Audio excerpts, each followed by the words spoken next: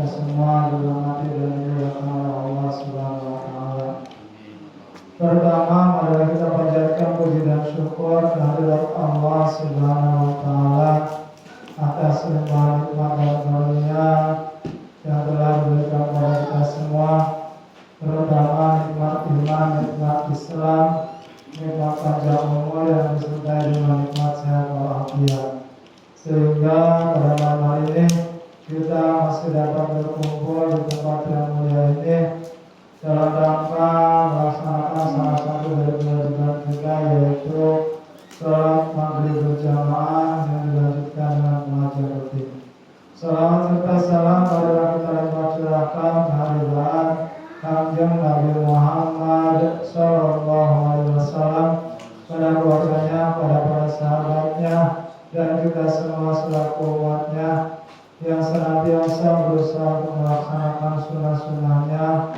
Mudah-mudahan dia yang nanti mendapatkan syafaat dari Kanjeng Nabi Muhammad Sallallahu Alaihi Wasallam. Jemaah musyawarah syariah yang dirahmati Allah Subhanahu wa taala, marilah kita buka acara pada malam ini dengan bacaan suratul Fatihah, yang mana mudah-mudahan mengasihlah karomah dan ujian dari suratul Fatihah ini kita semua senantiasa dimudahkan Allah Subhanahu wa taala dalam menuntut ilmu, sehingga dapat dengan mudah untuk memahami, melaksanakan dan mengamalkan apa yang telah diajarkan oleh guru kita bersama. Alhamdulillah wa kullu salihah ila hadratin Nabi Mustafa Rasulullah sallallahu alaihi wasallam. Al-Fatihah. A'udzubillahi minasyaitonir rajim. Bismillahirrahmanirrahim.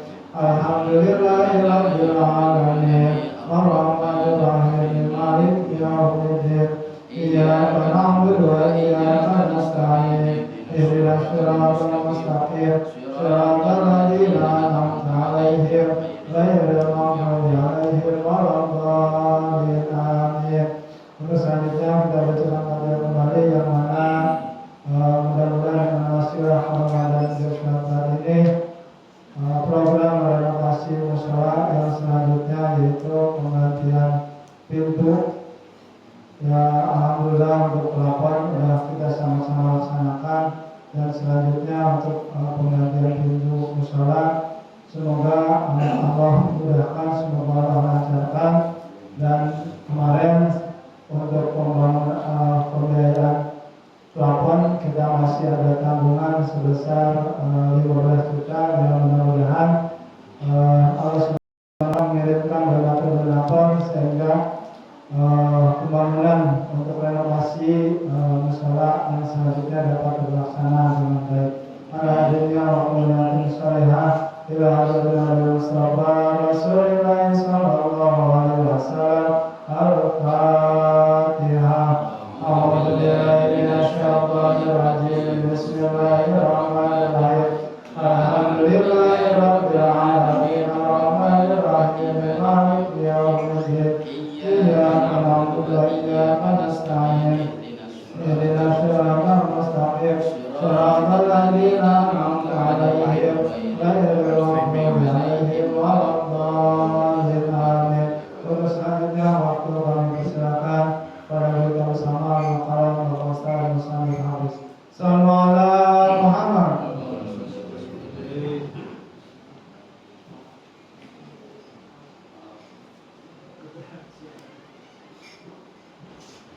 Assalamualaikum warahmatullahi wabarakatuh. Waalaikumsalam warahmatullahi wabarakatuh. Bismillahirrahmanirrahim. Al-Fatihah. Biniyatil qabul wal husul wa ijabati kulli mas'ul wa naili kulli ma'mul wa ila hadrati sayyidina Muhammadin Rasul sallallahu alaihi wasallam wa ila arwah jami'ahi wa ikhwanihi minal anbiya wal mursalin wa ahli baitihi wa dhurriyyatihi wa azwajihi tahirati ummahatil mu'minin wa kaffati ashabi Rasulillah min ansari wa muhajirin wa tabi lahu bi ihsan ila yaumiddin wa ila arwah jami'il ulama'il 'amilin wal awliya'is salimin wa jami'il mu'allifil kutub, khususan mu'allifil kutub allati ta'allamnaha wa 'allamnaha wa nakhussu khususan mu'allif hadzal kitab Imam Tahir bin Shalih rahmatullah عليه وجميع مشايخنا وأستاذنا ومعلمنا وجميع والدنا ووالدكم وجميع أهل القبور في هذه البلدة مددنا بمدادهم وعد علينا من بركاتهم وأمطر علينا غيث كرامتهم ونفاعتهم وفيوضتهم في الدين والدنيا والآخرة شيء لله لهم الفاتحة. أعوذ بالله من الشيطان الرجيم بسم الله الرحمن الرحيم الحمد لله رب العالمين الرحمن الرحيم مالك يوم الدين إياك نعبد وإياك نستعين اهدنا الصراط المستقيم صراط الذين أنعمت عليهم غير المغضوب عليهم ولا الضالين. بسم الله الرحمن الرحيم نويت تعلما والتعليما وتذكرا والتذكيرا والنفع والانتفاع والإفادة والاستفادة والحث على التمسك بكتاب الله وسنة رسوله والدعاء إلى الهدى والدلالة على الخير ابتغاء وجه الله ومرضاته وقربه وثوابه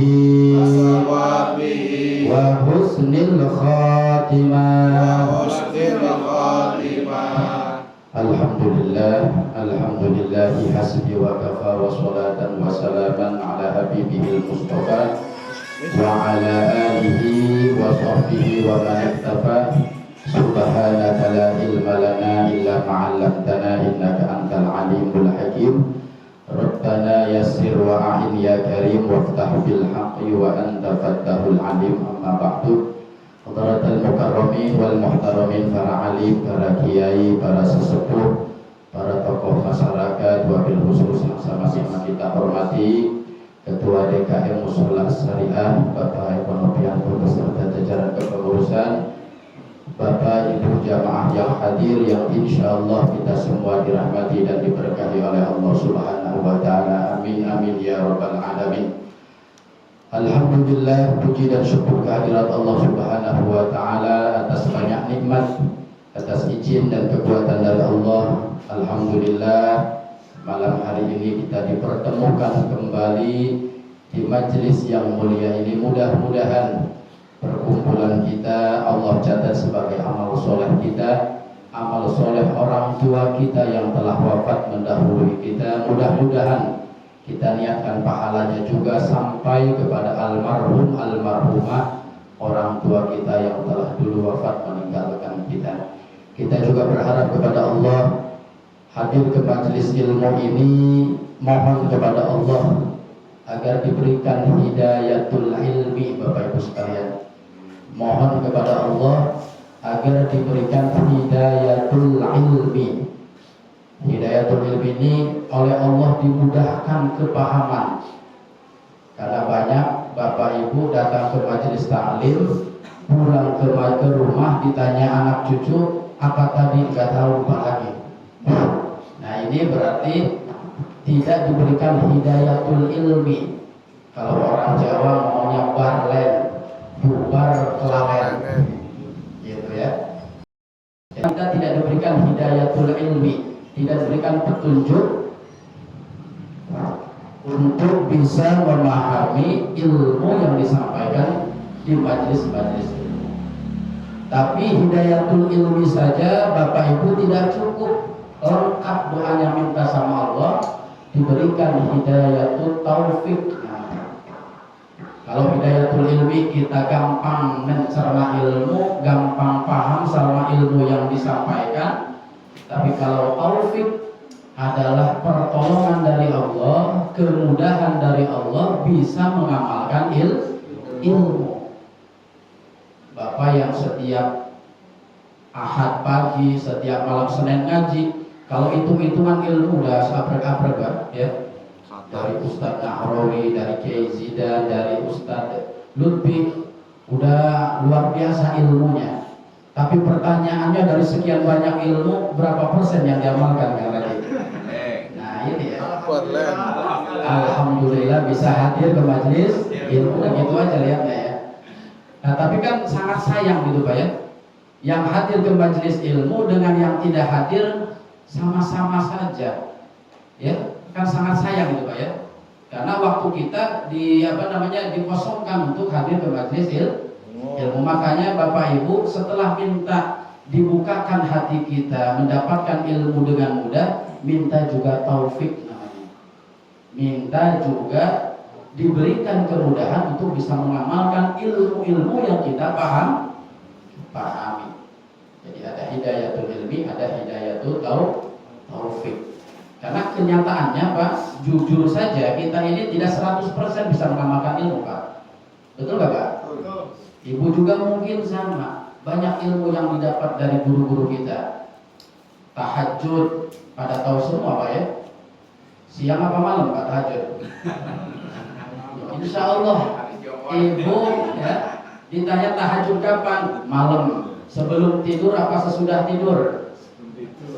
Nah, saking semangatnya tahajud sebelum tidur, bikin aliran baru misalkan. Nah gitu. Jadi insya Allah doanya sudah hafal, niatnya sudah hafal, mungkin fadilahnya, keutamanya sudah hafal, tapi setiap malam tahajud tidak Pak? Ini berarti kita hanya diberikan hidayatul ilmi Pak.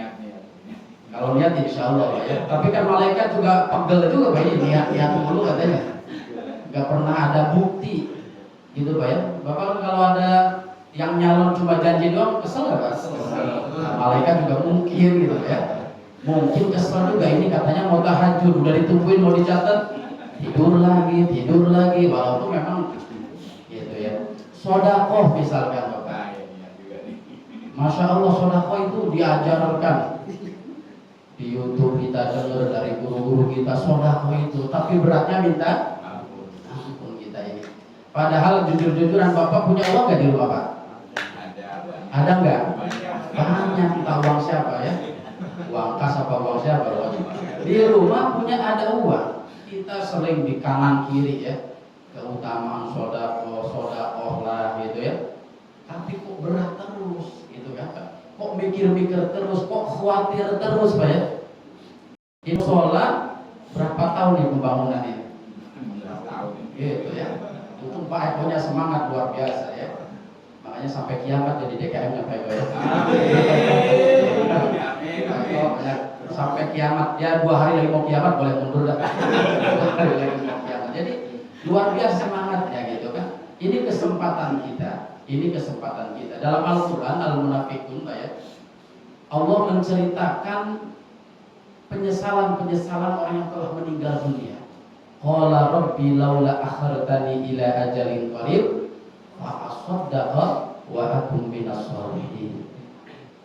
Jadi yang paling disesali orang yang telah wafat itu bukan ya Allah dulu jamaahnya telah terus, bukan Bapak Ibu ya. Ya Allah dulu ada tetangga minta tolong saya nggak bantu, bukan itu yang paling disesali. Ya Allah di depan rumah saya ada majelis taklim, saya nggak datang dengan berbagai alasan, bukan. Tapi ya Allah kasih kesempatan saya hidup lagi di dunia, laula akhartani il ajalin qarib, waktu yang sebentar saja, semenit saja kalau bahasa ngomong gampang ya. Mau ngapain kata Allah? Fa asodakoh, saya di dunia mau sedekah ya Allah. Karena itulah yang paling banyak disesal. Nyatanya sodako ini memang yang paling bermanfaat nanti di alam barzah. Yang paling bermanfaat di alam barzah ternyata oleh Allah bukan fasolah itu ya Allah saya pengen sholat lagi di dunia, bukan. Ya Allah, saya pengen hadir ke majelis taklim lagi. Bapak pengen, ya Allah, dulu ketika di dunia banyak dolim kepada istri misalkan, saya pengen bener-bener sama istri baru misalkan. Istri baru kan udah sama-sama meninggal, masih apa nanti? Nah ini jadi apa? Yang disesali itu apa? Kenapa dulu di dunia saya tidak banyak sodako?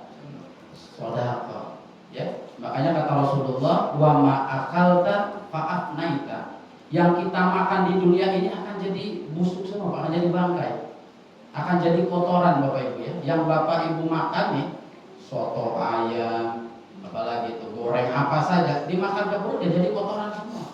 Wa ma'akalta fa'afnaita, wa ma labista fa'ablaita, kata Rasulullah. Yang kita pakai baju ya jadi rongsok nanti, rusak, mobil rusak, semuanya tidak akan dibawa makan. Oh masih bagus, meninggal dunia dibawa gak bajunya, mobilnya, ya malah ninggalin kredit sama keluarganya. Misalkan ya, lanjutin kreditannya misalnya, nggak dibawa Pak. Nah yang dibawa apa kata Rasulullah, wa matasaddaqta fa'abqaita. Yang kamu sedekahkan itulah yang nanti akan dibawa ke alam kubur. Jadi mobil 10 nggak bakal dibawa. Apa ada mobil masuk ke alam ke kuburan gitu? Nggak ada. Baju kita pun ya yang itu aja. Itu apa? Itu sedekah seperti itu. Bahkan kata Imam Ibnu Qayyim, kata beliau, satu-satunya ibadah yang ibadah ini kalau dilakukan oleh orang soleh akan dibalas oleh Allah. Walau kanat min fajirin, walaupun orangnya jarang sholat, ya Pak ya, sama keluarganya jahat, tapi sodako dibalas sodakonya Pak. Di dunia ini akan dibalas.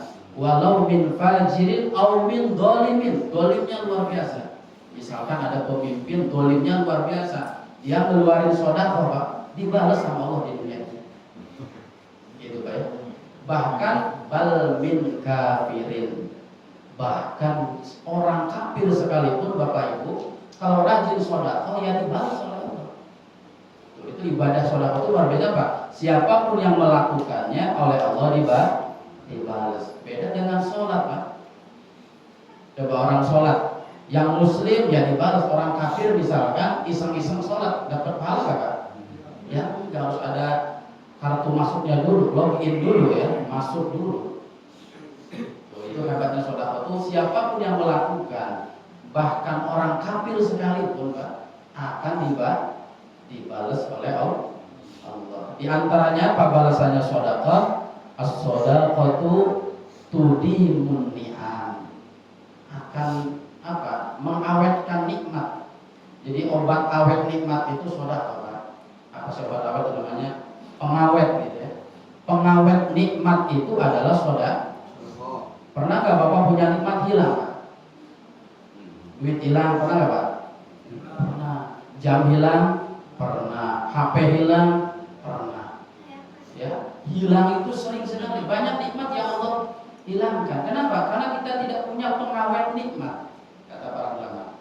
Apa pengawet nikmat? As-sodaqah. As-sodaqatu tudimun ni'am, mengawetkan nikmat yang ada pada diri kita. Jadi kalau kita merasa dalam hidup banyak kehilangan Pak, ibu suaminya gajinya bulan ini 19 juta, kok besok jadi 9 juta, ada yang hilang, harus waspada Bu. Bos mana ini gitu kan. Nah ini jadi ada apa? Sodakohnya bagaimana gitu. Karena kata ulama ini diantaranya sodakoh itu mengawetkan. Datang kepada Nabi Musa alaihissalam. Nabi Musa suami istri Pak ya, dia udah bosen jadi orang miskin. Jadi ada orang yang bosen jadi orang miskin, mungkin juga ada orang yang bosen jadi orang yang mungkin Pak ya. Gak ada, malah pengen kayak terus Pak ya. Nah kalau miskin mah kita sedang di tahap itu Pak dia, sedang pengen. Jadi dia ikhtiar ke sana kemari, kok miskin terus, kerja ya segitu-gitu aja. Nah kata istrinya, gimana Pak kalau kita datang aja ke Nabi Musa? Nabi Musa itu kan kalimullah, bisa berdialog langsung dengan Allah. Jadi kita nitip doa sama Nabi Musa alaihis salam Bapak idenya bagus kan. Ya suaminya ayo-ayo aja. Akhirnya datang kepada Nabi Musa. Kalimullah Nabi Musa, doakan saya kepada Allah, kasih kesempatan menjadi orang kaya, pengen nyicipin. Jadi orang kaya itu enak apa enak gitu ya? Enak apa ya? Karena kelihatannya enak ya, jadi orang kaya kelihatannya ya enak ya. Ya Nabi Musa kekasih Allah baik, ngangkat tangannya langsung kabul baik. Nah, kata Nabi Musa, saya dapat bocoran dari Allah, kamu dikasih kesempatan oleh Allah kaya cuma sanatan itu cuma 1 tahun aja. Oleh Allah kamu dikabulkan doanya menjadi orang kaya Bapak Ibu, tapi cuma setahun. Temponya cuma setahun kayanya. Setelah setahun kembali lagi ke miskin. Jadi jatahnya cuma setahun Pak. Kata Nabi Musa. Akhirnya memang luar biasa rezekinya berlimpah selama 1 tahun. Cerdas 2 orang suami istri cerdas. Kita ini Pak, kata ibunya, mumpung lagi kaya nih. Mumpung lagi kan? Karena kita semakin hari semakin jatah kita akan berkurang. Setahun ini pasti kita miskin lagi. Mumpung kaya, ayo kita bikin madrasah, ayo kita bikin majelis taklim, ayo kita bikin tempat ibadah, ayo kita bantu orang-orang yang membantu kita. Jadi uangnya selalu dialokasikan untuk sodako. Karena pikirannya sama Pak ya, suami istrinya Pak, mumpung lagi kaya. Kalau lagi miskin kan, aduh naudzubillah Pak ya, boro-boro ngasih orang gitu Pak ya. Kita aja kadang cukup doang gitu. Makanya kan alasannya kalau orang diajak sodako tuh boro-boro bisa sodako Pak Eko gitu ya. Saya aja di warung udah numpuk catatan gitu. Tolong bayarin itu. Tolong bayarin gitu ya. Jadi kan keluhnya kadang begitu, keluhannya kita itu begitu kan. Boro-boro bahasanya ya, boro-boro. Nah gitu, setelah 1 tahun Nabi Musa pengen tahu dicabut gak nih kekayaannya setahun. Tapi berlalu 1 tahun, 1 tahun setengah, kok masih kaya terus ini orang, gitu ya. Kok 2 tahun masih kaya terus ini pasangan suami istri ini. Sampai meninggal dunia beberapa hari lagi, Nabi Musa melihat 2 pasangan suami istri ini masih tetap kaya. Masih tetap kaya? Ya. Kok Allah ini yukhliful mi'ad berarti ini? Tidak sesuai kontrak Allah ini ya. Gitu, kalau bahasa gampangnya kok dulu katanya 1 tahun aja Bapak Ibu sekalian. Gitu ya. Tapi kenapa sampai menjelang meninggal dunia diabadikan, diawetkan gitu ya. Apa namanya kekayaannya. Nabi Musa mukalamah itu bertanya kepada Allah, ya Allah kenapa ini? Katanya setahun saja, ya. Kok sampai hari ini bertahun-tahun dia tidak miskin-miskin gitu ya. Nah apa kata Allah? Saya tadinya si Musa mau memiskinkan, tapi ketika mau memiskinkan saya nggak tega karena hartanya yang saya berikan untuk kebaikan, untuk saudara. Dibangunkan majelis taklim dari uangnya, dibangunkan madrasah dari dibangunkan tempat-tempat ibadah. Ini kata para ulama. Makanya dengan kisah ini kata para ulama, as-shadaqatu tudimun ni'am, bisa mengawetkan nikmat. Jadi Bapak yang sekarang stabil Pak, misalkan ekonominya, biar terus stabil ada 2,5%-nya. Jangan zakatnya aja Pak yang 2,5% Pak. Bapak sehari 100.000 rezeki, ambil 2,5%. Kalau nunggu nanti udah dapat triliunan, kapan tahu kan? Itu baik. Latihan dari Bapak misalkan sehari dagang untungnya misalkan cuma 40.000 kali 2,5%. Walaupun itu bukan apa namanya sedekah wajib kan, bukan zakat. Tapi 2,5% itu dari penghasilan yang kita dapatkan. Coba ada keajaiban apa? Kita sekali-kali harus dibuktiin Pak ya. Benar nggak sih sodako itu bisa melipat gandakan misalkan? Kalau nggak dicoba sih kita ragu terus kan, gitu ya. Apalagi kalau sodako lagi sempit, indah doyikin kata Rasulullah. Kalau lagi nggak punya apa-apa sodako ya lebih manjur lagi Pak, manjur puyengnya gitu. Tapi beda Pak, pahalanya sodako ketika banyak uang kata Rasulullah dengan doyik itu dia sebenarnya nggak punya apa-apa. Itu kalau disodakokan resikonya nggak bisa makan anak istri. Tapi kalau sepakat sekeluarga, ayo sedekahkan. Ini biasanya ajaib ya. Ada keutamaan. Dan yang paling penting sebenarnya sedekah itu kata Rasulullah, as-shadaqatu tadfa'u mitatasu. Ini yang paling penting sekali bagi kita orang beriman, bahwa sedekah itu bukan hanya melanggengkan, mengawetkan harta titipan Allah, tapi tadfa'u mitatasu, mencegah su'ul khatimah. Itu yang paling penting. Jadi salah satu ikhtiar agar husnul khatimah kata Rasulullah adalah sedekah. As-shadaqatu tadfa'u mitatasu'i. Sedekah itu akan mencegah mati yang buruk atau su'ul khatimah. Karena tadi Pak Redi Fatihah untuk musola, jadi saya mulutnya malah ke sedekah gitu ya.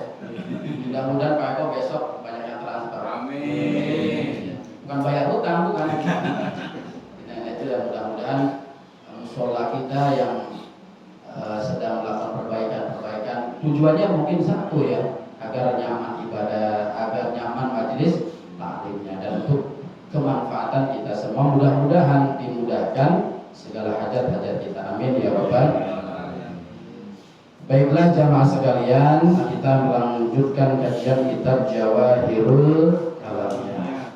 Bulan kemarin kita sudah dijelaskan tentang bahwa setiap kita ini akan mengalami pertanyaan dua malaikat, Munkar Nakir. Dan pertanyaan Munkar Nakir ini oleh Allah tidak dinampakkan kepada kita, disamarkan kepada kita. Apa tujuannya? Imtihanan, sebagai bentuk ujian kepada kita. Beriman tidak kita dengan adanya alam barza, alam kubur, pertanyaan malaikat Munkar. Nah sekarang melanjutkan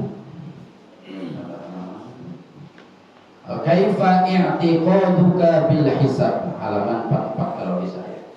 Kaifa i'tiqaduka bil hisab, bagaimana kita meyakini adanya yaumul hisab. Yaumul hisab, jadi ada fase-fase kehidupan yang akan kita alami. Ini untuk orang beriman, baik. Jadi setelah meninggal, kemudian ditanya Munkar Nakir, nanti kita ada di alam barzah, ada nikmat kubur, ada fitnah kubur atau siksa kubur. Nah setelah itu nanti apa? Dikiamatkan. Sebelumnya dikatakan fayaqumuna min kuburihim. Jadi setelah kita lama di alam barzah, di alam akhirat, ya, dikiamatkan alam dunia ini, dikiamatkan. Kemudian setelah kiamat fayaqumuna min kuburihim, kita yang ada di alam kubur ini oleh Allah dibangkitkan. Namanya yaumul ba'tsi, hari dibangkitkannya seluruh makhluk Allah. Jadi sejak Nabi Adam dibangkitkan semua Pak. Jadi nggak ada angker-angkeran Pak, mayit keluar dari tanah juga ini. Nah itu tahapan yang akan ibu dan kita semua akan mengalami itu. Fayaqumuna min kuburihim, setelah itu wa yuhsyaruna ila ma'allin wahidin, digiringlah oleh Allah ke satu tempat, yusamma mauqifan. Tempat itu nanti dinamakan mauqif, atau dalam satu riwayat namanya alam mahsyar. Boleh mahsyar, boleh mauqif. Mauqif itu tempat kumpulnya orang, terminal. Mauqif atau mahsyar. Mahsyar itu tempat dikumpulkan, disebut mahsyar, gitu ya. Nah, setelah di alam mahsyar nanti akan ada peristiwa agung namanya yaumul hisab. Hisab itu apa Pak? Ada ilmu hisab, perhitungan, ya. Hisab itu kata para ulama al-ihsa'u bidiqqatin tamatin biduni ziyadah wan nuqsan. Jadi namanya hisab itu adalah perhitungan yang sangat teliti. Hisab itu menghitung sesuatu dengan sangat teliti, itu namanya. Ada orang itu kan sambil kayak orang nggak niat gitu Pak ya. Kalau hisab itu adalah menghitung dengan penuh ketelitian. Jadi kalau satu-satu terus detail gitu Pak ya. Nah ini namanya hisab. Jadi perhitungan sesuatu dengan sangat teliti, tidak ada pengurangan, tidak ada penambah, biduna ziyadatin wala nuqsan. Nah kalau digandeng dengan yaumul hisab, tadi hisabnya Pak ya, sekarang ada yaumulnya. Yaumul itu hari Pak ya. Yaumul hisab, hari. Apa itu yaumul hisab? Kata Imam Qurtubi di kitab lain dijelaskan, yaumul hisab huwa annallaha yu'addidu ala khalqi a'malahum min ihsanin aw isa'atin.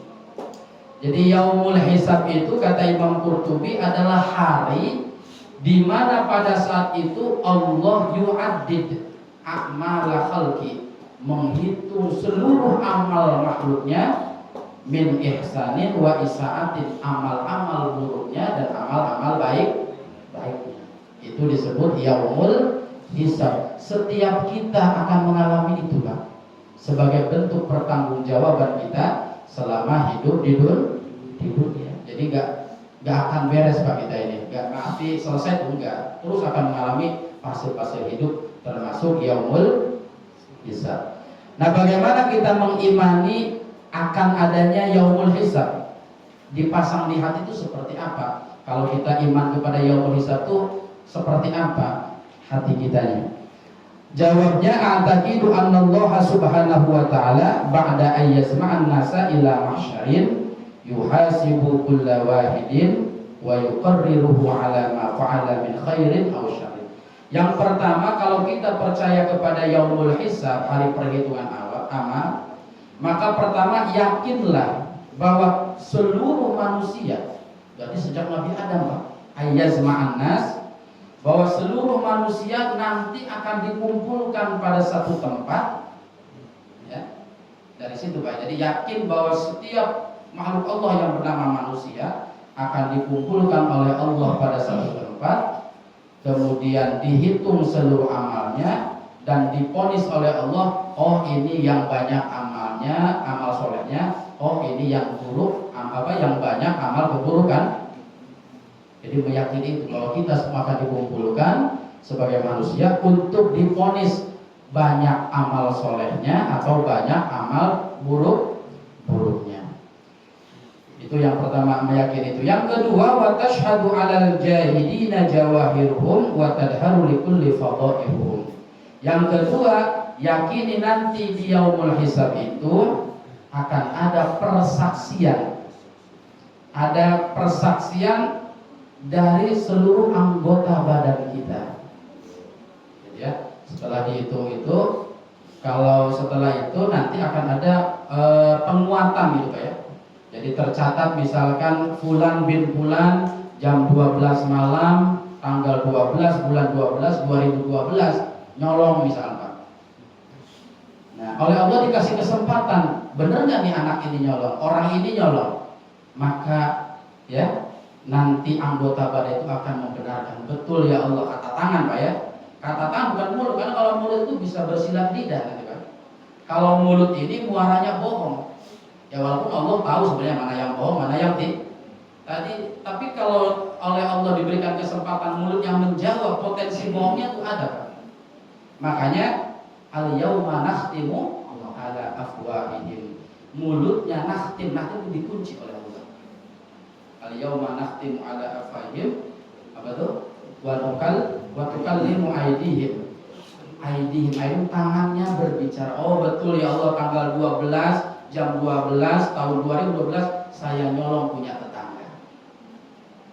Bener nggak jam segini kakimu misalkan ya melangkah ke tempat-tempat maksiat yang diharamkan oleh Allah. Nanti kaki kita, ya Allah benar jam segitu sama teman saya namanya ini saya hadir ke tempat maksiat. Jadi sudah nggak ada apa ya, nggak ada sogok menyogok sudah di situ. Jadi semua anggota badan ini akan mempermalukan kita, Pak. Akan mempawai di sini ya. Wa tadharu likulli fadha'ihum. Fadha'i, jadi semua kita akan dipermalukan oleh Allah atas apa? Atas dosa-dosa yang pernah kita lakukan. Kalau dalam Al-Qur'an sih tadi apa? Aidihim wa apa tadi? Yauma nakhtimu ala afwahihim wa tukallimuna aidihim wa tashhadu arjuluhum. Cuma dua, Pak. Al-Quran menyebutkannya hanya tangan dan kaki saja yang akan bersaksi, tapi dalam tafsirnya semua anggota badan. Semua anggota badan ini namanya itlaqu juz'in wa iradatu kullin dalam ilmu bahasa Arab. Oleh Allah disebutkan dua, tapi yang dimaksudkan itu seluruhnya, Pak. Warka'u ma'ar raki'in, kata Allah. Rukuklah kalian bersama orang-orang yang rukuk. Maksudnya apa tuh Pak rukuk tuh? Sholat. Kenapa Allah tidak mengatakan sholatlah kalian, tapi oleh Allah rukuklah kalian? Menyebutkannya kata rukuk saja. Tidak rukuklah kalian, sujudlah kalian, tasyahudlah kalian. Oh, Allah itu menyebutkan sebagian saja itlaqul juz'i, tapi yang dikehendakinya adalah seluruh amalan-amalan sholat. Nah, oleh Imam Abdurrahman Asy-Sya'di, kenapa Allah menyebutkannya cuma tangan dan kaki saja dalam Yasin ini? Karena kata beliau, dua anggota ini yang paling banyak melakukan maksiat. Salah satu anggota yang paling banyak maksiat. Tiap hari kaki kita kemana ini kan? Ke tempat-tempat ghibah, ke tempat-tempat yang dilarang oleh Allah. Tangan kita megang yang haram, mukul yang haram. Jadi kenapa disebutkan tangan dan kaki dalam ayat surat Yasin ini? Karena kata beliau, kebanyakan maksiat manusia itu dari tangan dan kaki. Bahkan dalam Al-Quran nanti bukan hanya anggota badan kita Pak yang akan bersaksi memperjelas kelakuan kita. Dalam Al-Quran itu ada yauma idin tuhaddisu akhbaraha. Surat apa Pak? Yauma idin tuhaddisu akhbaraha bi anna rabbaka al-zalzalah, kalau salah ya. Itu apa tuh maksudnya Pak itu? Apa tadi maksudnya? Yauma idin tuhaddisu akhbaraha. Pada saat itu kata Allah, bumi itu akan menceritakan, bumi Pak, tuhaddisu akhbaraha, dia akan menceritakan kelakuan-kelakuan kita nanti kepada Allah. Ya Allah, saya ini di bumi Tambun Selatan, di perumahan Gria Syariah, orang nama ini saya pernah diinjak, dia sedang melakukan maksiat. Jadi nanti yang bersaksi itu bukan hanya anggota badan kita Bapak Ibu sekalian, setiap bumi yang kita injak akan bersaksi kepada Allah. Yauma idin tuhaddisu akhbaraha. Pada hari itu bumi akan menceritakan tentang kejadiannya makhluk-makhluk Allah apa? Ala ma fa'ala bihi ala dhahrihi, kata Rasulullah, tentang apa-apa yang dilakukan oleh makhluk. Jadi kita maju ke mundur pun apa udah nggak bisa nyewa pengacara apa di sana Pak? Pengacaranya sudah lagi diadili gitu ya. Jadi kalau di dunia kan ada kasus-kasus kan kita bisa nyewa hotman gitu Pak ya. Bisa siapa itu? Para pengacara-pengacara yang salah bisa menang, bisa Pak. Di dunia sih Pak ya. Yang menang dikalahkan bisa kalau kalau di sana ya boro-boro mikirin hotman Pak, udah pusing, hotmannya juga udah diseret-seret di sana misalnya. Udah maksudnya udah menghadapi kasusnya sendiri, boro-boro mikirin orang lain. Jadi bukan hanya anggota badan kita Pak, nanti di yaumul hisab itu bumi yang selama hidup kita injak akan bersaksi kepada Allah Subhanahu wa taala. Apakah yang dilakukan kita baik, diceritakan oleh bumi. Oh, dia itu ya Allah jam segini pernah sujud di tanah saya, gitu ya. Oh, pernah melakukan maksiat, semua akan diceritakan. Yang baik, yang buruk akan. Makanya dalam fikih sunnah, ketika sholat sunnah itu berpindah-pindah tempat Bapak Ibu ya. Jadi kalau saya misalkan sholat imam tadi misalkan Pak ya, di depan. Kalau sholat sunnah ya harus mundur, jangan di tempat imam lagi Pak, karena hanya dia yang nanti yang bersaksi kepada Allah. Oh ya Allah, hambamu ini di dunia sholat di tempat ini. Ini tanah yang kita injak ini akan bersaksi kepada Allah. Tapi kalau sholat sunnahnya di tempat ini, wajibnya tempat ini, ya sudah di tempat itu saja. Sesekali sholat sunnah di belakang gitu Pak ya, bukan di luar Pak ya. Ya di luar juga nggak apa-apa sebenarnya kalau. Jadi pindah-pindah, jangan pojok, sekali-kali di tengah, di belakang. Biar setiap bumi yang kita pakai untuk sholat itu akan bersaksi kepada Allah. Ya Allah, benar orang ini pernah sholat sunnah dan saya buktinya dulu pernah dipakai tanah ini untuk.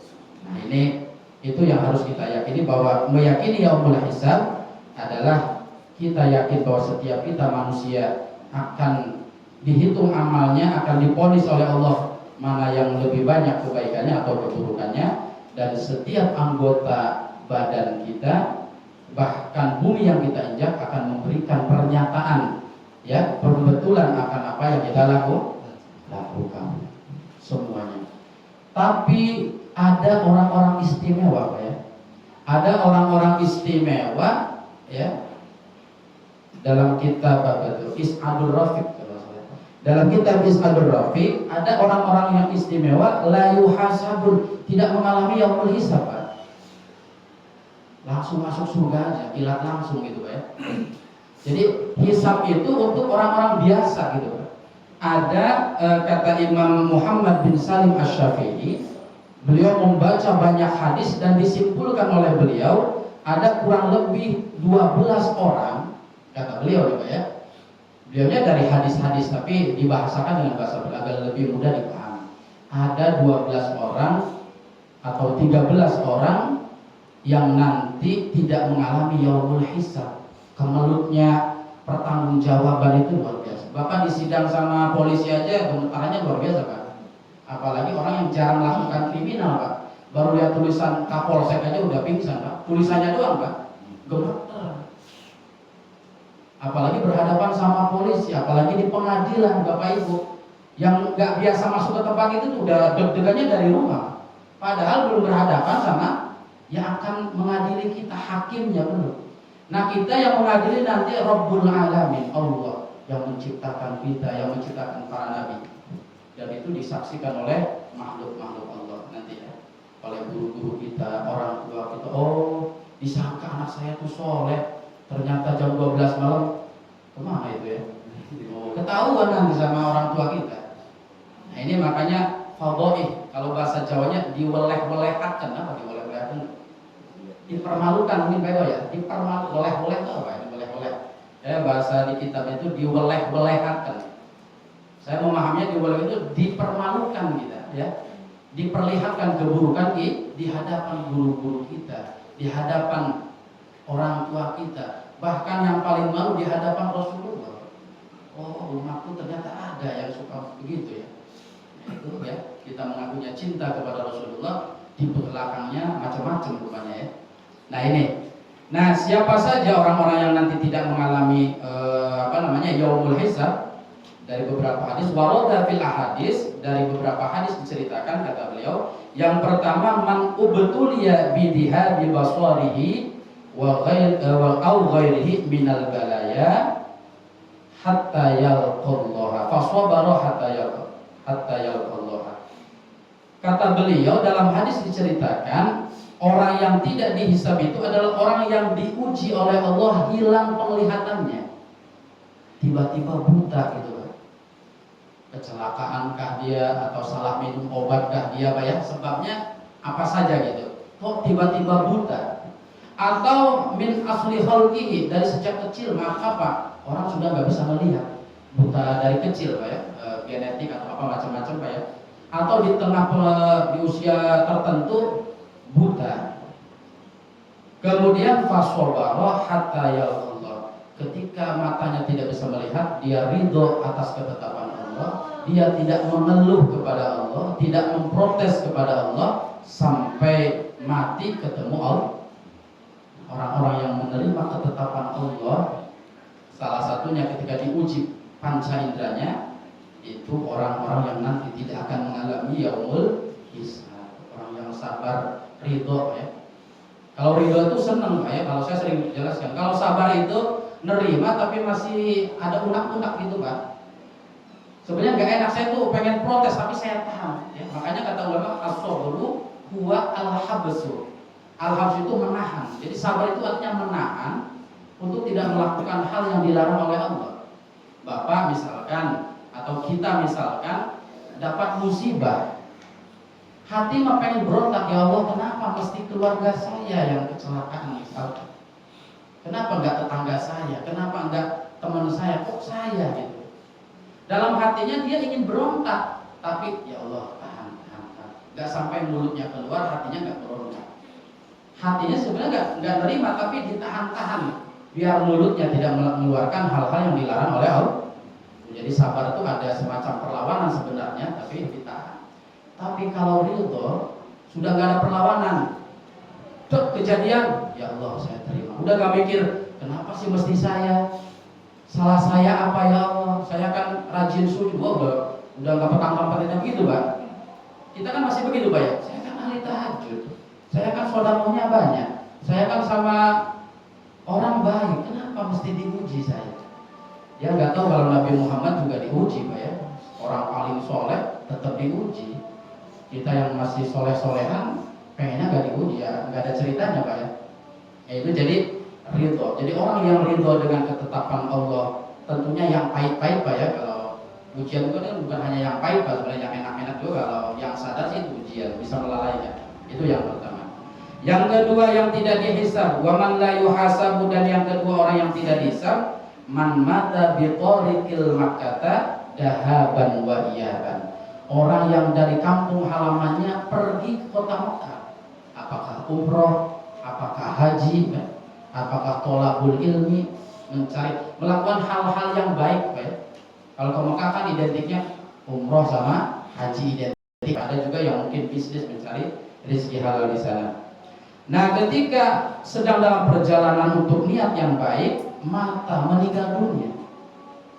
Dahaban itu ketika berangkatnya, atau pas berangkat umroh misalkan Pak, masih sehat, pas di Jakarta pas pulangnya meninggal dunia.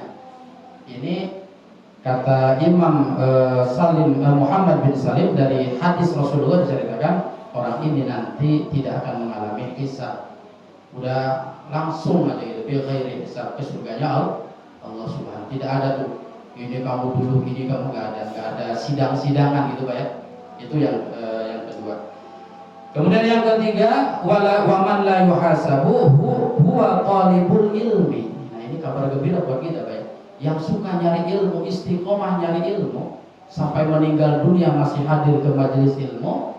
Ini kata Imam Muhammad bin Salim dari hadis Rasulullah, termasuk orang yang istimewa, nanti tidak mengalami yaumul hisab.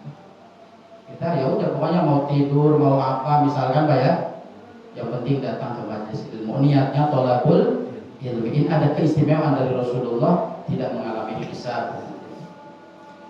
Kemudian yang keempat, al-mar'atu al-muti'atu li zawjiha. Nah, ini khusus untuk perempuan ibu ini ya. Kata Rasulullah, salah satu orang yang tidak dihisab itu al-mar'atu, seorang istri, seorang perempuan yang bagaimana al-muti'ah li zawjiha, yang taatnya luar biasa kepada suaminya. Ibu kalau ngandelin tahajud ya kumat-kumatan, sedekah kalau lagi ada uang, kalau nggak dipaksa, sudah ada suami di depan ibu ya segitu adanya ya taat. Jadi ketika ibu taat, itu ikhtiar ibu agar nanti di yaumul hisab tidak mengalami itu. Tapi syaratnya muti'ah ya, taat kepada suami, menyenangkan suaminya gitu ya, menyenangkan suaminya. Nah, ini khusus untuk perempuan. Al-mar'atul muti'ah li zawjiha ya. Al-mar'atus sholihah kita menyebutnya ya. Walaupun kata Rasulullah dari jauh-jauh hari udah diprediksi ya. Jadi al-mar'atus sholihah itu perempuan yang benar-benar soleh. Kalau solehah mah ya ada pasti, tapi kadarnya tuh beda-beda Pak ya. Kadarnya solehah zaman Nabi dengan solehah, walaupun namanya Siti Solehah gitu Pak, ya solehahnya berbeda tentu ya. Nah, ini kata Rasulullah sudah diprediksi bahwa perempuan soleh itu seperti gagak apa ya, gagak putih gitu ya, berkaki putih. Gagak itu kakinya apa? Burung gagak itu kakinya apa? Hitam. Jadi kalau ada gagak kakinya putih mungkin ada, tapi sedikit, jarang gitu ya. Itu 14 abad yang lalu Rasulullah sudah memprediksi ya, bahwa mar'atus sholihah itu seperti gagak berkaki putih. Ada mungkin tapi tidak terlalu banyak. Ya solehahnya tuh berkelas itu, berbeda-beda gitu ya.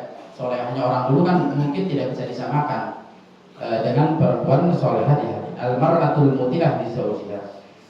Kemudian yang kelima, al-baru biwalidayhi ya, orang yang berbaktinya luar biasa kepada kedua orang tua. Jadi kalau kita belum bisa tholabul ilmu maksimal, belum bisa ke Mekah bolak-balik, ya harus meninggal dulu pada dia. Kan kita nggak ingin gitu ya. Ya sudah, masih ada jimat kita di rumah, ada orang tua misalkan. Al-baru itu berbaktilah sebisa kita, semampunya kita. Kalau nggak bisa berbakti, minimal jangan menyakiti orang tua. Minimal berbakti enggak, menyakiti terus ya. Innalillahi wa inna ilaihi. Nah ini al-barru biwalidayhi oleh Allah diistimewakan nanti tidak mengalami yaumul hisab. Yang keenam, al-masyi fi hajati akhihi muslim. Orang yang kesenangannya apa? Membantu hajat saudaranya. Saudaranya punya kebutuhan, dibantu. Ada saudaranya punya kesusahan, diringankan kesusahannya. Butuh A, butuh B, dia mampu membantu, dia bantu. Gampang tangan, enteng tangan gitu ya. Nah ini al-masyi fi hajati akhihi al-muslim. Dia senang sekali membantu hajat saudaranya yang Islam. Kemudian man rabba sobian yaqulu la ilaha illallah. Ini juga sebenarnya ringan tapi juga agak berat ya. Orang yang mendidik anak-anak kecil, man rabba sobian, untuk mengucapkan la ilaha illallah. Makanya guru-guru kita di pesantren selalu mengingatkan kalau bisa yang ngajarin bismillah itu orang tuanya kan. Kalau bisa jangan guru ngajinya. Fatihah kalau bisa ibu yang ngajarin Fatihah ke anaknya. Karena apa? Karena selama anak ibu membaca surat Al-Fatihah sepanjang hidupnya, ibu dapat transferan pahala dari anak ibu. Tapi kalau baru 4 tahun diajarkan ke ustaz, ya ustaznya yang transferan terus nanti pahalanya buat ustaznya. Jadi minimal Fatihah saja sih sama bapak sama ibu anak itu ya. Atau la ilaha illallah sama bapak diajar, jangan direbut sama orang lain. Karena ketika mengucapkan la ilaha illallah anak kita dapat bagian pahala dari la ilaha illallah. Nah, orang yang mengajarkan sobian anak kecil la ilallah salah satu orang yang nanti dapat keistimewaan. Kemudian man hafara bi'ran bifalatin imanan wahtisaban, orang yang bikin sumur ya. Bikin sumur atau fasilitas-fasilitas umum yang kemanfaatannya dirasakan oleh orang banyak. Di sini contohnya bi'ran itu sumur, bikin sumur, tapi bukan untuk dirinya saja, Pak. Sok siapa yang mengambil air dari sumur saya silakan. Gitu ya. Atau ya pokoknya yang fasilitas-fasilitas umum dirasakan kemanfaatan oleh orang banyak, ini orang yang nanti dapat keistimewaan. Yang terakhir, man qara'a suratal qadri ba'dal wudu'i tsalatan. Orang yang setelah selesai wudu, kata Rasulullah, membaca surat Al-Qadar, inna anzalnahu fi lailatul qadr ila akhiri 3 kali. Ibu merasa berat misalkan cari ilmu, ibu merasa berat jadi perempuan soleha, belum bisa banget, ibu belum bisa membantu orang, yang minimal bapak ibu habis wudu baca inna anzalnahu 3 kali ya, 3 kali. Atau kata Imam Syafi'i baca sholawat, apa tuh yang sering dibaca, sallallahu ala Muhammad kullama dzakarakat dzakirun wa ghafala an dzikrikal ghafilun. Ini ada di pikiran-pikiran sallallahu ala Muhammad kullama dzakarakat dzakirun wa ghafala an dzikrikal ghafilun. Orang yang mudawamah, yang melanggengkan baca sholawat itu nanti la yuhasab atau hisaba yasir. Itu barangkali jemaah sekalian. Jadi kesimpulannya bahwa ada fase hidup yang akan dialami oleh kita setelah meninggal, setelah nikmat kubur atau adab kubur. Nanti kita akan dibangkitkan dari alam kubur. Kita semua akan digiring oleh Allah ke suatu tempat namanya mauqif atau mahsyar. Kemudian kita akan mengalami yaumul hisab, pertanggungjawaban amal kita, dihitung amal kita. Dan nanti seluruh anggota badan akan memberikan persaksian, bahkan mempermalukan kita kalau kita melakukan keburukan, termasuk bumi yang kita injak, kata Allah, akan memberikan persaksian. Dan yang terakhir, ada orang-orang yang istimewa yang oleh Allah diizinkan tidak mengalami yaumul hisab. Nanti silakan pilih di mana bapak ibu yang mampu gitu kan. Ya mungkin habis wudu inna anzalnahu bisa mungkin pada dia. Kalau ingat berat. Apa jadi? Yang kedua berat juga, harus ke Mekah, harus ninggal. Kita masih pengen hidup ya. Kita kalau diuji sabar juga teorinya aja, pas sabar tuh gampang. Berat ini ya menurut kita.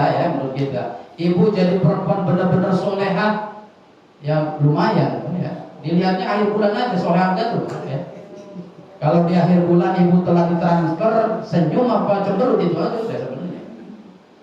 Ya. Jadi soleha tuh gampang sekali ya itunya.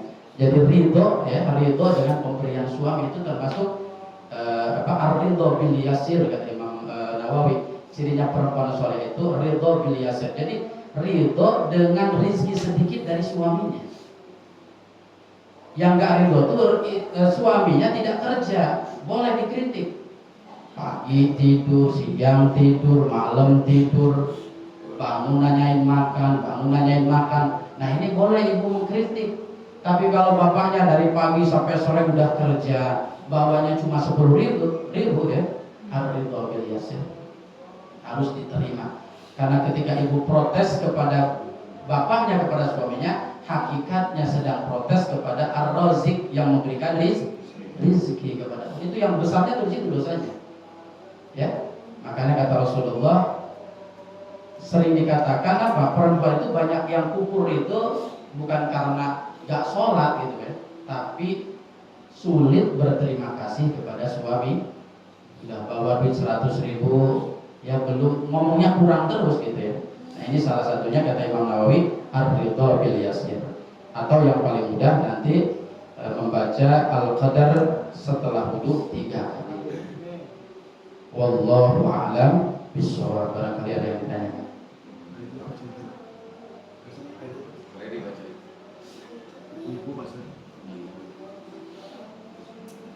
Assalamualaikum Pak Ustaz. Assalamualaikum Pak Ustaz. Kalau pas mahal ruqyah dikasih minyak wangi itu faedahnya apa? Terus yang kedua, Pak Ustaz, apa boleh salat isya tidak dilakukan langsung pada waktu itu karena ada satu hal?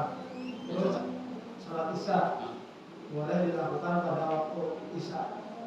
Boleh tidak dilakukan? Walaupun bisa ada lisan yang langsung sholat, entah gitu. Pada waktu itu karena ada satu hal, terus dilakukannya pas mau sholat malam, boleh. Mahalul qiyam ya. Mahalul qiyam ini berarti lagi berjanji atau lagi maulid lah namanya itu ya. Karena tradisi kita ekspresi kecintaan kita kepada Rasulullah adalah membaca sholawat. Kalau di rumah baca sholawat malasnya minta ampun Pak. Tapi kalau bareng-bareng gitu Pak ya, baca sholawat ini enak gitu. Nah ketika kenapa kita berdiri ketika mahalul qiyam? Mahal itu kan tempat, qiyam itu berdiri. Kata Rasulullah, kumu li sayyidikum. Berdirilah ketika ada orang mulia datang kepada kita. Sunnah gitu. Makanya kita nih yang biasa hadir ke acara maulid, kalau mubalignya datang tuh ustaz-ustaz pada berdiri gitu ya. Itu sebagai sunnah gitu ya. Jadi kalau ada orang yang mulia menurut kita secara lahiriahnya, kumu li sayyidikum, berdirilah kalau ada sayyid, orang-orang yang mulia itu. Nah, mahalul qiyam ini adalah oleh orang-orang mukasyafah, orang-orang yang indranya sudah batiniah ya. Kalau mata kita pun nggak lihat. Ya, ahli mukasyafah itu Rasulullah hadir ya. Malah ada sholawat yang dari awal Rasulullah sudah hadir ya. Tapi kalau pakai logika sih memang kita apa iya gitu ya. Makanya kalau yang begitu udah tinggal iya aja gitu kan. Karena itu makamnya kita berbeda. Nah ketika kita berdiri itu karena ketika mahalul qiyam itu Rasulullah hadir. Yang datang Rasulullah, masa nggak berdiri gitu kan? Makanya sunnah berdiri. Nah kenapa pakai minyak wangi ya? Ini juga bagian daripada memuliakan Rasulullah. Gitu ya. Pantas enggak kalau ya ibu aja, ibu kalau yang datang mau ke rumah, ibu camat, kira-kira pakai minyak wangi enggak? Yang datang ibu camat, yang jarang ngasih apa-apa gitu. Misalkan, Bu saya mau main, siapa? Bu camat. Wah jam 8, datangnya sih jam 11 kan, jam 8 udah mandi kan. Udah mandi, bajunya ngedadak, apa tuh online dulu beli gitu ya. Minyak nafsuah udah. Kedatangan camat saja, ibu camat, segitu repotnya kita. Sebagai apa? Menghormatin ibu camat bahasanya. Gitu ya. Jadi kenapa pakai minyak wangi? Dalam rangka ta'ziman, memuliakan yang datang itu baginda Rasulullah Shallallahu Alaihi Wasallam itu ya, untuk memuliakan. Yang kedua, bolehkah sholat isya boleh sholat isya tidak dilakukan langsung, silakan ya, asal masih di dalam waktu sholat isya. Itu kan dari mulai selesai maghrib selesai waktunya kan, sekarang gampang ada jadwal sholat ibu ya. Kalau dulu kan harus ada lihat langit apa gitu ya. Sekarang sih kalau ada jadwal sholat misalkan jam 7 pas misalkan sudah isya, berarti dari situ isya sampai keluarnya fajar shadiq, waktu subuh gitu. Ya di sekitar itu boleh gitu ya, di sekitar itu. Walaupun ada yang sunnah katanya memang diakhirkan, kalau sholat isya itu bagusnya diakhirkan. Tapi kalau golongan kita diakhirkan tuh agak repot, bablas nanti sama subuh. Makanya gak usah gaya-gayaan lah sunnah diakhirkan, itu mah males aja judulnya gitu ya. Jadi memang kita yang paling enak itu khairus sholat, afdhalus sholat fi awali waktiha. Yang paling bagus itu sholat di awal waktu. Makanya di beberapa pesantren ada setelah adzan langsung qomat langsung sholat. Ada beberapa pesantren karena mengamalkan hadis afdhalus sholat fi awali waktiha. Sholat yang paling bagus itu di awal waktu. Atau dikasih jeda 5 menit udah jadi macet-macet gitu ya. Nah sebenarnya boleh tidak? Ya tetap boleh gitu ibu, selama masih dalam waktu sholat isya gitu ya. Nah kalau ada kekhawatiran nanti bablas, mendingan sholat isya dulu baru istirahat. Karena kita kalau terlalu capek misalkan sampai bangun 7:30, 8:30 gitu ya, ya subuh ketinggalan, ya isya jalan. Jadi ala sabilil ikhtiyar, untuk hati-hati mendingan ibu sholat isya di awal waktu, setelah itu istirahat enak sampai subuh. Jadi kalau ditanya cuma boleh, insya Allah boleh. Bukan insya Allah, pasti boleh ya, asal masih di dalam waktu. Ada yang lain? Tadi di awal Pak Ustadz bicara masalah sedekah Ustadz ya. Dan yang pertama gini Pak Ustadz, saya pernah dengar ulama menjelaskan gini Pak Ustadz. Jadi kenapa mengeluarkan sedekah itu berat? Karena pada saat kita bersedekah itu melewati 70 pintu godaan setan Ustaz. Itu harus sudah hadis ya. Kiat-kiat agar kita menjadi ahli sedekah Ustaz. Itu gimana Ustaz? Kiat-kiat agar al-mutasaddiq, orang yang menjadi ahli sedekah. Yang paling utama sih sebenarnya iman itu sebenarnya. Yang paling utama kita bukan hanya sedekah sebenarnya. Amal-amal soleh itu kan sangat tergantung kepada kualitas keimanan kita Bapak Ibu sekalian. Kalau ibu iman, kalau bapak imannya luar biasa kepada balasan sedekah, nggak ada ragu-ragunya. Ya seberapapun yang kita keluarkan ya enteng aja. Gitu. Jadi ketika keimanan kita lagi stabil, insya Allah orang nih, saya misalnya mengeluarkan sedekah, dalam hati dan pikiran saya itu sedang ada keimanan, Pak. Saya sedekah ini karena nanti di alam barzakh akan menolong saya. Ada keimanan gitu ya. Kalau non muslim gimana? Dia yakin kalau sedekah rezekinya akan lancar. Ada kepercayaan iman tuh. Jadi untuk kiat-kiatnya agar sedekah ini kita tidak berat, ya imannya dibagusin. Iman, kepercayaan, percaya ya Allah, saya ini kalau sedekah dunia selamat, akhirat selamat. Itu aja keimanannya. Yang kedua, tafakur, banyakin tafakur. Tafakur, coba Bapak ngelihat orang-orang sekitar yang rajin sedekah hidupnya kayak gimana, Pak? Ada nggak yang sampai nggak bisa makan gitu? Saya misalkan punya tetangga, kenapa lu nggak makan? Saya habis sedekah nggak bisa makan, ada nggak Pak? Pernah dengar saya miskin, saya nggak bisa makan karena saya rajin sedekah, Pak. Hampir saya temui orang-orang sukses itu ampun-ampunan pas sedekahnya. Bahkan non muslim sekalipun, Pak. Ada kualitas spiritualnya itu ada, Pak, termasuk sedekah. Ya Bapak di YouTube cek aja orang-orang sukses itu nggak jauh dari silaturahmi dengan sedekah itu. Silaturahmi, sedekah, nyari kalau bahasa saya networking kerja nyari teman itu luar biasa. Jadi agar kita lebih enteng sedekah itu apa tadi? Coba tafakuri orang-orang sekitar kita.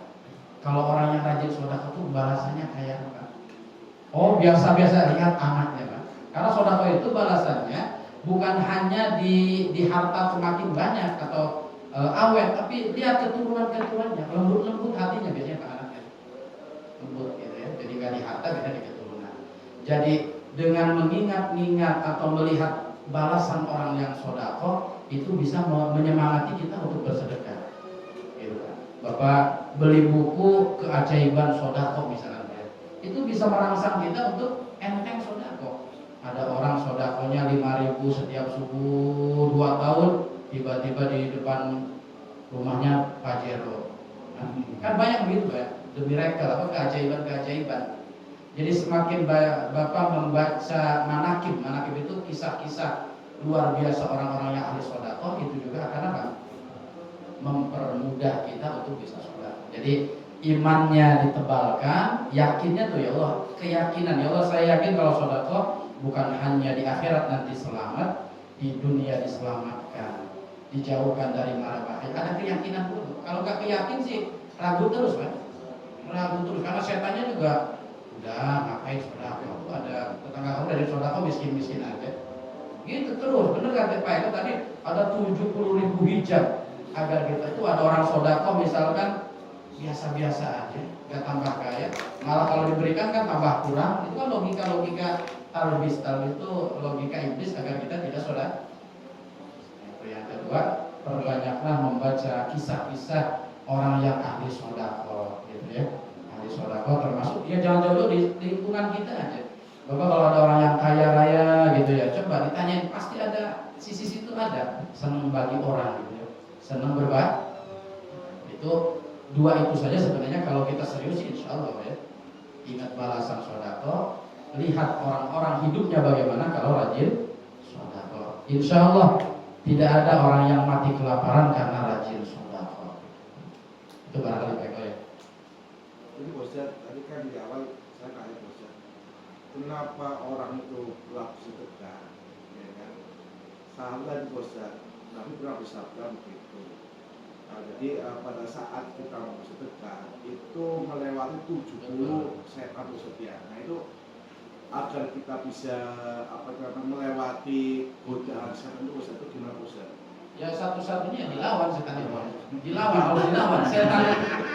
Makanya an-nafsu katibni intuh bil hubbi ala radha ila Imam Syairi. Setan itu sebenarnya lemah, Pak. Lemah sekali setan. Anak kecil setan itu bayi kata Imam Busiri. Setan hawa nafsu itu bayi. Jadi kalau bapak ngelawan bayi kalah, ini gimana gitu kan? Ibu males tahajud, ya karena ibu langsung kalah. Coba langsung berdiri, langsung wudhu, langsung ambil mukena, langsung sholat, menang gak? Dilawan setan, muharabah bahasa tasawufnya, diperangi setan. Jadi kalau bapak mikir gini, saya mau sedekah nanti besok dari mana? Lawan, oh Allah sudah menjamin besok. Orang saya saja hari ini dapat uang, kemarin tuh agak khawatir, tapi sekarang dapat duit. Terus dilawan dengan pemikiran-pemikiran kita. Gitu ya. Nanti masa depan anak saya gimana kalau saya rajin sedekah? Kan perlu biaya, perlu ini, gitu kan? Nah, gitu kan? Itu dilawan terus ya. Jadi terus dilawan bagaimana Allah sudah menjamin rezeki anak kita, misalkan begitu kan? Ya kita aja kan jadi kaya seperti ini kan gak diduga. Ada banyak orang kaya yang saya nggak nyangka bisa jadi orang kaya, berarti begitu Pak. Berarti banyak jaminan-jaminan Allah yang kita tidak menduga sebelumnya. Saya dulu susahnya minta ampun, tapi kok sekarang di garasi ada mobil, usaha jalan. Berarti Allah tuh kadang menjamin sesuatu yang kita tidak pikirkan, dan anak kita pun bisa seperti itu. Jadi malah kalau kita ragu gini Bapak Ibu, nanti anak saya biaya pendidikannya di mana, makan dari mana, sudah meragukan Allah sebenarnya kita itu. Asyakku fil rizki kata ulama, asyakku fil rajik. Kalau kita sudah ragu rezeki anak dari mana, berarti itu sedang meragukan jaminan Allah. Gitu ya. Jadi kufur itu gampang sebenarnya, kafir itu gampang. Apa? Kita tidak yakin kalau anak kita besok masa depannya tidak ada yang ngurusin gitu kan. Banyak Pak anak-anak yatim yang orang tuanya tidak ada, justru lebih berprestasi dari anak orang yang utuh orang tuanya. Rezekinya lebih banyak, itu pertanda bahwa mereka tuh sudah dijamin sama Allah. Gitu ya. Jadi di antaranya kan itu tuh penyebabnya tuh karena takut masa depan anak. Kalau kita disodakoi nanti dari mana gitu kan? Habis uang saya. Dilawan gitu ya. Banyak orang yang tidak punya orang tua kok bisa sampai ke luar negeri. Yatim piatu tuh banyak Pak yang di luar negeri sekolahnya ke rumah jadi orang sukses. Ya, kemudian jadi pengusaha, yatim piatu itu banyak. Berarti apa? Tidak ada orang tua pun oleh Allah dijamin masa depannya. Nah itu jadi dilawan terus muharabah. Muharabah itu ketika ada pikiran, tidak jangan sedekah lawan terus. Gampang melawan satu gampang. Asal ditanya, ya itu gampang. Karena yang dihadapi oleh kita itu bayi, setan itu bayi. Ya baik, jangankan tinggal ditutupin lakban aja udah selesai kan mulutnya kan. Apalagi dijual. Nah itu ya. Jadi muharabah itu apa? Ketika ada pikiran-pikiran yang mengganggu, berat, takut miskin, nanti gimana terus lawan. Gak ada ceritanya orang sedekah miskin. Ya kalaupun miskin karena sedekah apa ruginya Pak? Misalkan Pak Eko sampai bermiliar-miliar saudaranya temennya sampai miskin, keren nggak Pak? Ada orang miskin karena rajin sedekah, keren nggak? Karena wah ahli sedekah. Kalau miskin karena dicolong Pak, karena nggak sedekah aja ini. Jadi walaupun pada akhirnya ada orang miskin karena sedekah, dijempol, dihormatin orang Pak. Tapi saya belum menemukan gitu kan orang yang rajin sedekah sampai melarat-rat itu nggak ada, sampai di kolong jembatan hidupnya gitu. Biasanya oleh Allah ditinggikan lagi rezeki. Itu bakal baik. Jadi dilatih kita untuk melawan pemikiran-pemikiran dari setan itu. Yang lain barangkali Pak cukup ya. Wallahu a'lam bishawab. Al-Fatihah. A'udzubillahi minasyaitonir rajim. Bismillahirrahmanirrahim. Alhamdulillahi rabbil alamin. Ar-Rahmanir Rahim. Maliki yaumiddin. Iyyaka na'budu wa iyyaka nasta'in. Ihdinas siratal mustaqim. Shiratal ladzina an'amta 'alaihim ghairil maghdubi 'alaihim waladdallin. Wallahul muwaffiq ila aqwamit thoriq. Wassalamualaikum warahmatullahi wabarakatuh.